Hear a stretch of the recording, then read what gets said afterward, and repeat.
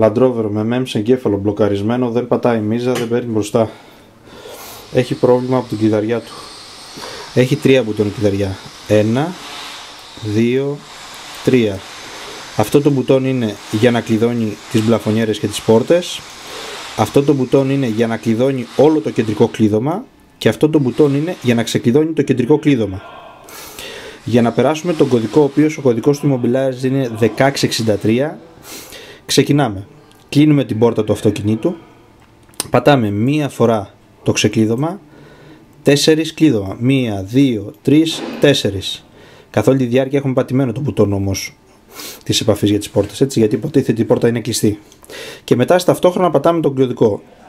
Μία ξεκλείδωμα, 1, 2, 3, 4, 5, 6 ξεκλείδωμα, 6 κλείδωμα πάλι το αντίθετο και μετά 3 κλείδωμα, 1, 2, 3.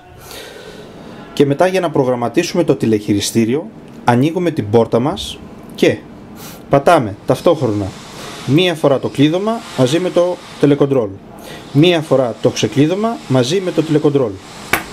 Συγκεκριμένη περίπτωση δεν ξέρουμε πού ακριβώς είναι όμως το κλείδωμα και το ξεκλείδωμα, γιατί έχουν χαλάσει τα πλήκτρα. Θέλω να δω εδώ αν φαίνεται κάτι, να μπορέσω να τα δω αυτά.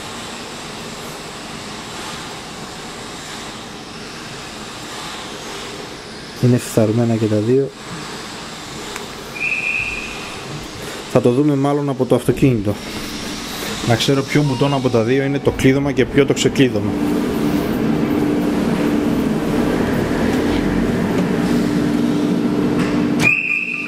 Λοιπόν, το κάτω μπουτόν είναι το κλείδωμα, το κάτω μπουτόν, αυτό εδώ είναι το κλείδωμα, και το πάνω μπουτόν είναι το ξεκλείδωμα. Οπότε βρήκαμε και τα δύο μπουτόν του τηλεχειριστηρίου.